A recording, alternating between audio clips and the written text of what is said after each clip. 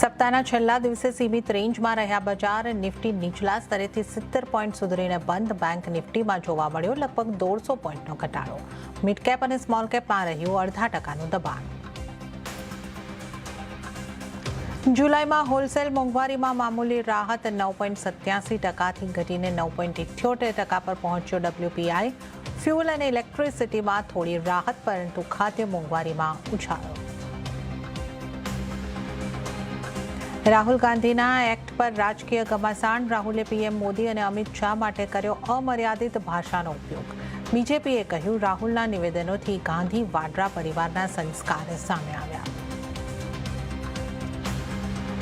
ઉત્તરાખંડના ચમોલીમાં થયેલી ટનલ દુર્ઘટનામાં 7 કામદારોના મોત. ઘટના સ્થળ ઉપર પહોંચ્યા સીએમ ધામી. ઘાયલો સાથે કરી મુલાકાત. રેસ્ક્યુ ઓપરેશન ચાલુ. સોના ચાંદીના ભાવમાં 10 દિવસમાં મોટો ઉછાળો. સોનાના ભાવમાં 10,000 તો ચાંદીના ભાવમાં 15,000નો વધારો. અને વરસાદની 6 સિસ્ટમ સક્રિય. 7 દિવસ હળવાથી મધ્યમ વરસાદની આગાહી.